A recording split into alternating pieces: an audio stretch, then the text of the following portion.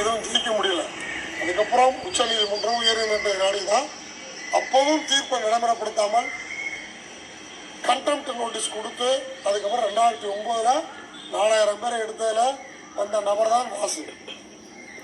இன்னைக்கு இருக்காங்க இல்லையா, இவங்களாம் 2009 4000 பேர். அதுக்கப்புறம் மறுபடியும் திருப்பி 2014 4000 பேர், இன்னைக்கு 2018 900 பேர்.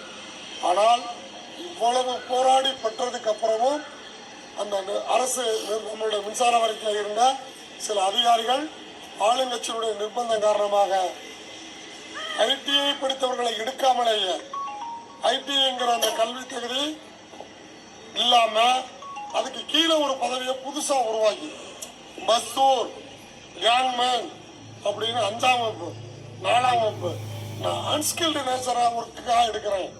இதுக்கு நான் டெக்னிக்கல் தேவையில்லை, குடி எடுக்கிறது, போல் வர்றது, லோடிங் அன்லோடிங் ஒர்க்கு பார்க்குறோம் இல்லையா, இதுக்காக பர்பஸ்க்காக எடுக்கிறேன்னு சொல்லி 10,000 பேரை எடுத்து உள்ள சொல்லிட்டாங்க.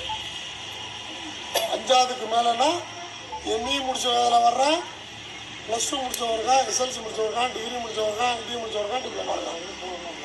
ஆனால் ஃபீல்ட் டெஸ்ட்னா ஒன்லி ஐடிஐ. இது எடுக்காம அப்படி சும்மா ஓப்பனாக எல்லாரும் வர்றதுக்கான வாய்ப்பை உருவாக்கணுன்ட்டு அவன் கட்சியை சார்ந்தவெல்லாம் தேர்வு முறைகளில் சில ஃப்ராடுகளை பண்ணி 9,213 பேர் உள்ளே வந்தாச்சு. இதுதான் கேங்மேன். அதை இன்னைக்கு வேலைக்கு சேர்ந்து நல்ல ஒரு வசதியான வாழ்க்கையை வாழ்ந்துட்டு இருக்காங்க. நாம அவங்க உள்ளே வர்றதுக்கு எதுக்கலை. ஏன்னா ஒரு ரூல்ஸை ஃப்ரேம் பண்ணி ஒரு அன்ஸ்கில்டு நேச்சராக பொறுக்காக ஆள் எடுக்கும் பொழுது, நேரடி தேர்வு மூலியமாக எடுக்கும் பொழுது, ஏன்னா நம்ம கொள்கை பேக் டோர் என்ட்ரி வரக்கூடாது. கான்ட்ராக்ட் லேபர் பேரில் அவன் சேர்த்து விட்டாலும் சேர்க்கக்கூடாது.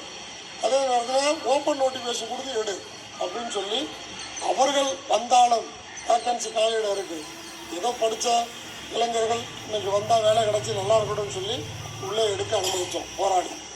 ஆனால் இன்னைக்கு இருக்க சூழ்நிலை அவர்கள் அத்தனை பேரும் ஐடிஐ படித்தவங்க எனக்கு கேடராக கன்வர்ஷன் பண்ணுன்றான்.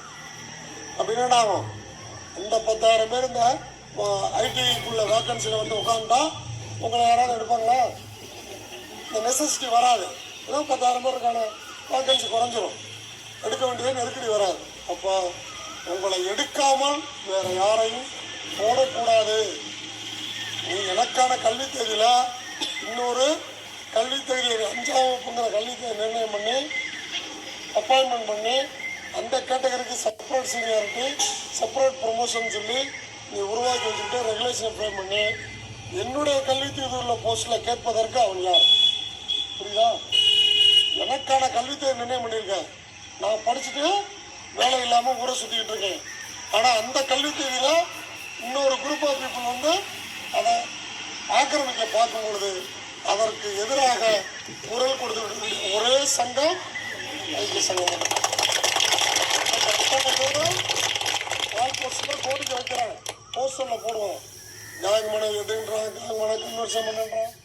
7 வருஷத்துக்கு முன்னாடி இன்டர்வியூ அட்டன் பண்ணதுக்கு இன்னைக்கு வந்து வேலை கொடுன்றான். அந்த லிஸ்ட்டை வச்சுக்கிட்டு புரியுதா? 7 வருஷத்துக்கு முன்னாடி சட்டம் இடம் கொடுக்குமா? அரசாங்க விதி 1 வருஷத்துக்குள்ளே தான் அந்த தேர்வு செய்யப்பட்ட பட்டியலுக்கு வேலிடிட்டி.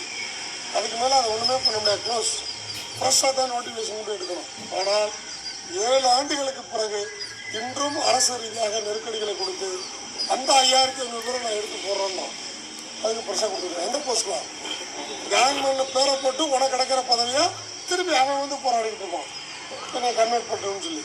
ஆக இவ்வளவு சதி வேலைகள் நடந்தாலும் கூட அத்தனை தொழிற்சங்களுடைய தடைகளை மீறி இன்றைக்கு ஐடிஐ படித்தவர்களை தவிர அந்த பதவியில் யாரையும் நியமிக்க கூடாது என்று உறுதியாக போராடி கொண்டிருக்கின்ற காரணத்தினால்தான் இன்றைக்கு பழைய கவர்மெண்ட்ல 11,000 பேரை எடுப்பதற்காக அனுப்பப்பட்ட கோப்பு 1,850 பேர்களுக்கு அனுமதி வழங்கப்பட்டது. கேட்டால் ஃபைனான்சியல் கிரைசிஸ் தான். ஆனால் இன்னைக்கு என்ன கலகலவரம், கரண்ட் கட்டாயுது, ஃபால்ட்டு பார்க்க முடியல, மக்கள் ரோட்டில் வந்து போராடுறாங்க. அரசாங்கத்துக்கு தலைவலியாக இருக்குது, என்னடா பண்ணுறதுன்னு தெரியல.